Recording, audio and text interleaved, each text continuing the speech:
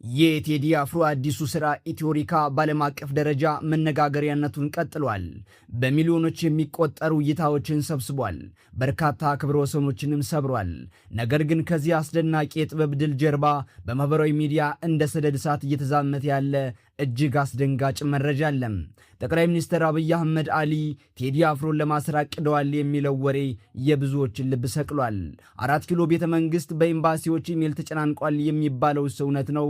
ከፊታችን ያለውን ጉቶ እንነቅላለን የሚለው የጠቅላይ ሚኒስትሩ ንግግር ኢላማው ቴዲ አፍሮ ነው ወይስ ይህ ሁሉ በሀገሪቱ ያለውን የፖለቲካ ውጥረት ተጠቅመው ህዝብን ለማሸበር የተጠነሰሰ የፕሮፓጋንዳ ዘመቻ?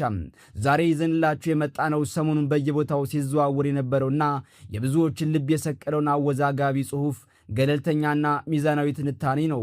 ስሜታዊነትን ወደ ጎን ትተን ከቴዲ አፍሮ ዝና፣ ከፖለቲካው ሴራና አሁን ካለው የሀገራችን ነባራዊ ሁኔታ ጋር እያገናኘን እውነታውን እንፈትሻለን።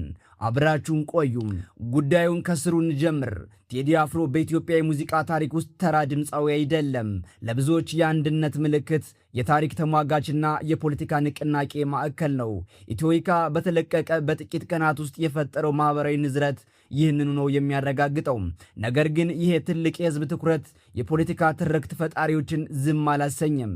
ሰሞኑን በስፋት የተሰራጨው ጽሑፍ በዋናነት የሚያነሳው አንድ ከባድ ክስ አለ። አብይ አህመድ አሊ በቴዲ አፍሮ ንቅናቄ ደንግጠዋል ይላል ጽሑፉ።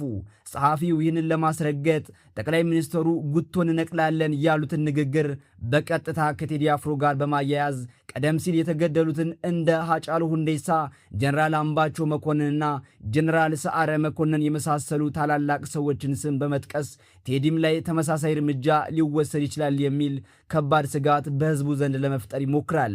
ከዚህም አልፎ ጽሑፉ ዓለም አቀፍ ገጽታን ይሰጠዋል። የአዲስ አበባ ኤምባሲዎች ቴዲን ብታስሩት ሀገር ትደበላለቃለች በሚል 4 ኪሎ ቤተ መንግስትን በኢሜል አጨናንቀውታል ይላል። ግን እውነታው ምንድን ነው? ዲፕሎማቶች በእርግጥ በዚህ ደረጃ ጣልቃ ገብተዋል ወይስ ይህ የጸሐፊው የማጋነን ጥበብ ነው?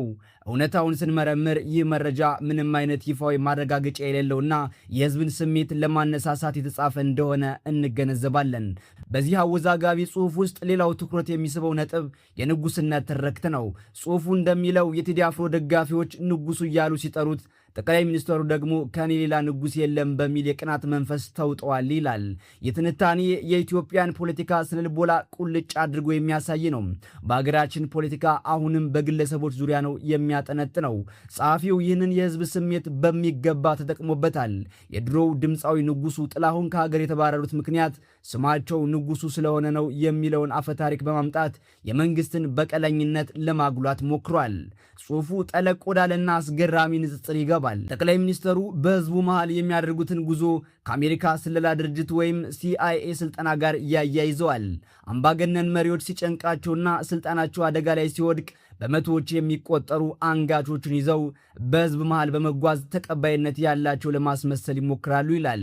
የትንተና መንግስት የሚያሳየውን በራስ መተማመን እንደ ፍርሃት ለመተርጎም የተደረገ ፖለቲካዊ ትርክት ነው።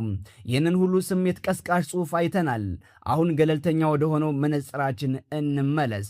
ይህንን ጽሑፍና አሁን ያለውን የቴዲ አፍሮን ጉዳይ የኢትዮጵያ ህዝብ በሶስት የተለያዩ መንገዶች ነው የሚመለከተው።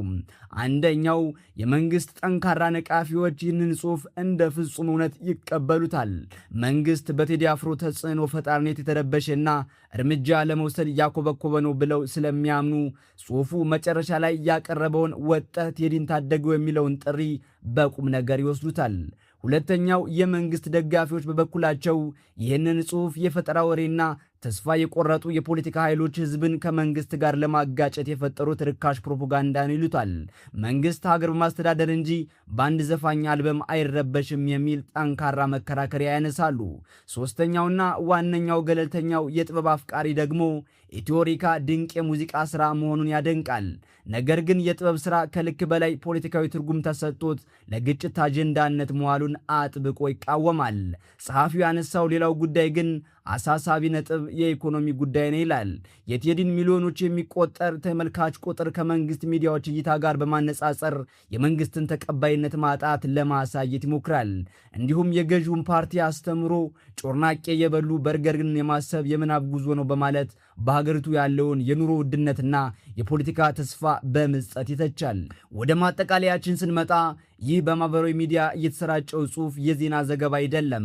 ይልቁንም አሁን በኢትዮጵያ ያለውን ከፍተኛ የፖለቲካ ለመተማመን፣ የኢኮኖሚ ጫናና የተቃዋሚዎችን ብሶት በቴዲ አፍሮ አዲሱ ኢትዮሪካ አልበም ስኬት ላይ ተንተርሶ የተጻፈ ስሜት ቀስቃሽ የፖለቲካ አስተያየት ነው።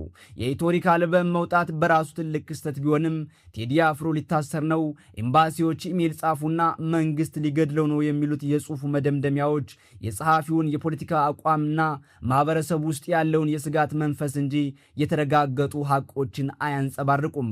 ሙዚቃ ሀገርን ሊያነቃቃ፣ ታሪክን ሊያስታውስ ይችላል። ነገር ግን እያንዳንዱን የጥበብ ሥራ ወደ ለየለት የፖለቲካ ጦርነት መቀየር መጨረሻው ጥፋት ነው። እስኪ እናንተስ ምን ታስባላችሁ?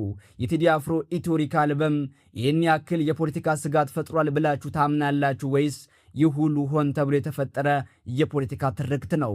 ሐሳባችሁን ከታች ባለው ኮመንት መስጫ ሳጥን ላይ አስቀምጡልን። በሌላ ጉዳይ እስከምንገናኝ በያላችሁበት የዓለም ዳርቻ ሁሉ ጤና ይስጠልን።